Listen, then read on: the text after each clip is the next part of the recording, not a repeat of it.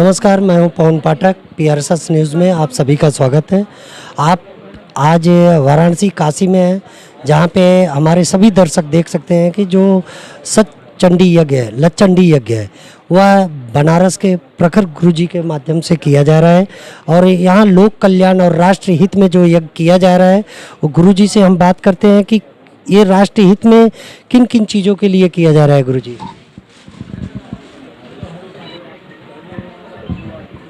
काशी बनारसी में केदार खंड के अंतर्गत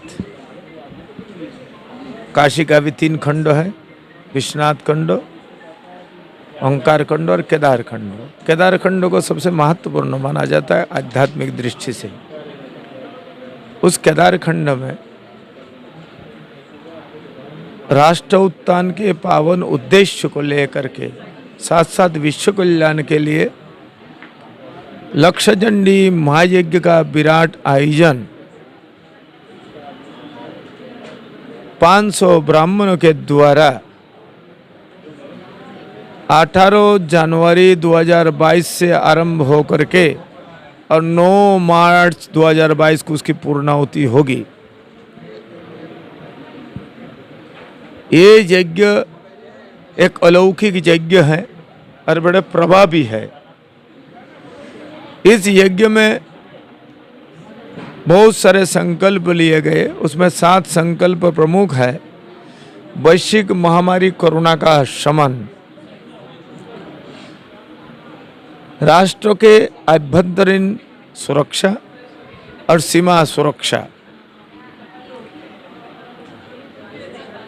आरवान नक्सलिस्ट के द्वारा जो राष्ट्र को क्षति पहुंचाया जा रहा है, इनके जो कार्य हैं, जिस कार्य के द्वारा राष्ट्र को नुकसान पहुंच रहा है, इस कार्य में रोकथाम हो। साथ साथ हमारे भारतीय जो ट्रेडिशनल सभ्यता संस्कृति है, उस संस्कृति के आधार पर भारत विश्व गुरु बने। इन पावन उद्देश्यों को लेकर के लक्षचंडी यज्ञ या चल रहा है। आज यज्ञ का 44 दिन हो गया। अब 6 दिन बाद यज्ञ की पूर्णाहुति होगी।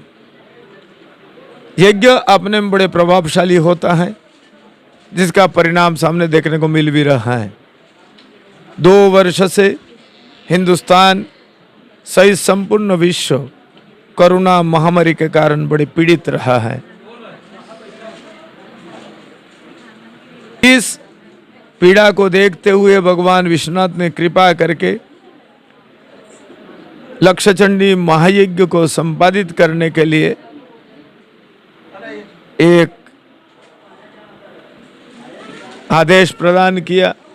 विश्वनाथ के आदेश से ही ये यज्ञ यह हो रहा है।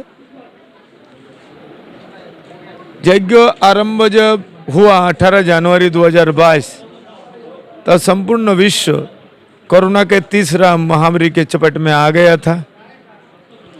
पर यज्ञ आरंभ होते ही धीरे धीरे कोरोना का जो ये प्रकोप ये कम होता गया।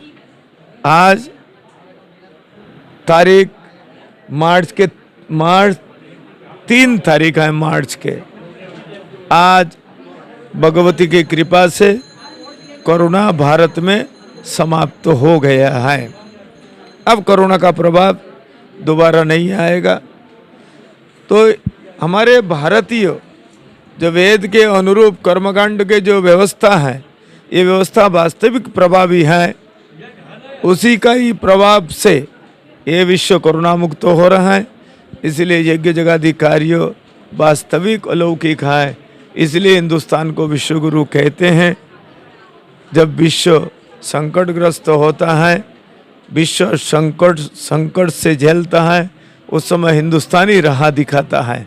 गुरुजी, ऐसा है कि प्रखर जी जैसे बता रहे हैं कि विश्व गुरु के तर्ज पर कोरोना महामारी आज जो है ख़त्म होने वाली है, लेकिन विश्व एक दूसरे विश्व युद्ध के तरफ जा रहा है, जिसके लिए आज क्या व्यवस्था की जाएगी, कैसे उससे बचा जाएगा, विश्व में कैसे शांति होगी।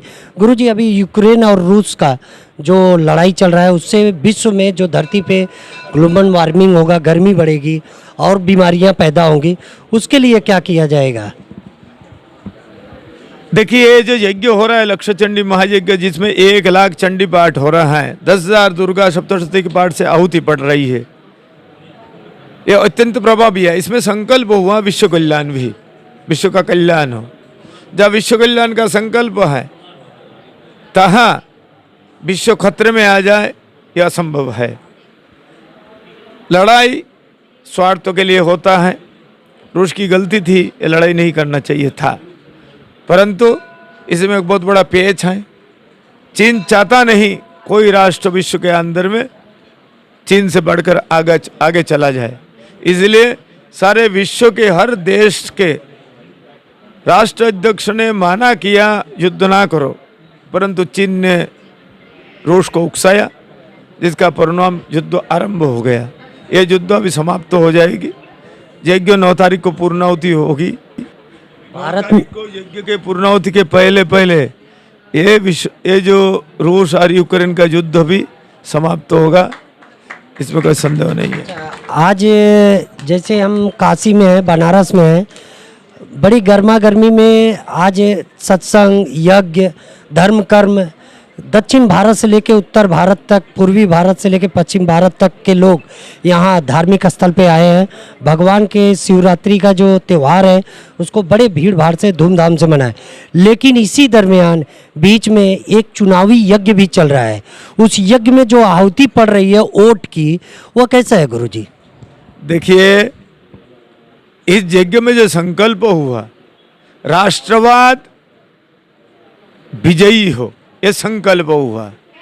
इसलिए राष्ट्रवादी विचारधारा में विश्वास रखने वाले जो पार्टियां हैं, दल हैं, वही विजय को प्राप्त करेंगे और अन्य दल का पराभव होगा, ये भी सुनिश्चित है। तो इसमें आज देख रहे हैं जैसे 5 वर्ष में, और देखा जाए 10वां वर्ष मोदी जी का है, 5 वर्ष योगी जी का, इसमें जो डेवलपमेंट हुआ है 4 धाम का, और भारत में जगह जगह मंदिर और सनातन धर्म का, पुरानी पुस्तकों को लाया गया, वेदों को लाया गया और उसको फिर से प्रचार प्रसार के माध्यम से उस संस्कृति का प्रचार किया गया। लेकिन इसी दरमियान गुरुजी, आज हम देख रहे हैं सपा सरकार जो है, पहले की भी थी और योगी सरकार फिर आई है, और जो डेवलपमेंट हुआ है इसमें अब उसके आधार पे कैसे योगी जी और मोदी जी को कैसे समर्थन होगा, और आपके संत समाज का क्या आशीर्वाद होगा? देखिए, मैं संत समाज की राय को नहीं कह सकता हूँ। अलग अलग विचार, मुंडे मतिर्भिन्ना, अलग अलग विचारधारा हुआ करता है, पर मेरा व्यक्तिगत मंतव्य है राष्ट्रवादी विचारधारा के। मैं राष्ट्रवादी व्यक्ति हूँ। राष्ट्र का उत्थान सर्वोपरि है। राष्ट्र बचेगा तो हमारे गांव भी बचेंगे, हमारे शहर भी बचेंगे, और हमारे शहर बचेंगे तो हमारा मोहल्ला भी बचेगा, हमारा मोहल्ला बचेगा तो हम भी बचेंगे। इसीलिए राष्ट्र सर्वोपरि है। राष्ट्रहित में कार्य इस समय हिंदुस्तान में कोई पार्टी कर रहा है तो बीजेपी कर रहा है। ऐसे स्थिति में ये जो यज्ञ का जो फल है उस पार्टी के साथ में जाएगा, इसलिए पार्टी विजयी होगा और उत्तर प्रदेश में बीजेपी का सरकार बनेगा। तो गुरुजी, अपने माध्यम से हमारे चैनल के माध्यम से जो हमारे राजनीति है, हमारे राजनीतिक नेता हैं, उनको आप अपना क्या आशीर्वाद देंगे सद्बुद्धि के लिए? देखिए, ये यज्ञ में संकल्प हुआ, ये भी हुआ, जो राष्ट्रहित में काम करते हैं उनको विजयी श्री मिले, और दूसरा जो राष्ट्र विरोधी तत्व है, जो पाकिस्तान जिंदाबाद नारा लगाते हैं और भारत तेरे टुकड़े टुकड़े हो कहते हैं, और जेएनयू में जा करके बैठते हैं, और सभी दल बैठते हैं बीजेपी को छोड़ करके, तो ऐसे राष्ट्रवादी कैसे हो सकते हैं जब पाकिस्तान जिंदाबाद हिंदुस्तान के अंदर नारा लगाते हैं? और जब कोई कहता है बोले नहीं करना चाहिए, तो कहते हैं हम तो फंडामेंटल राइट रखते हैं, हम कुछ भी कहने का। ये राष्ट्रवादी विचारधारा के लोग नहीं है। ये राष्ट्र का उत्थान नहीं चाहते, ये व्यक्ति का उत्थान चाहते। इस समय कोई यदि राष्ट्र के मैं साधु हूँ, सत्य बात कहने से तो मैं चुकता नहीं, मैं कोई पार्टी से बिलोंग नहीं करता हूँ। यदि राष्ट्र के हित के कोई बात कर रहा है तो बीजेपी करता है, अन्य दल तो अपनी व्यक्तिगत स्वार्थों की बात करते हैं। इसलिए बीजेपी के अंदर में भी कोई कमियां हो सकती है भाई, अनेकों लोग मिलकर के एक दल को चलाते हैं, इसलिए हर व्यक्ति के अलग अलग विचारधारा होता है।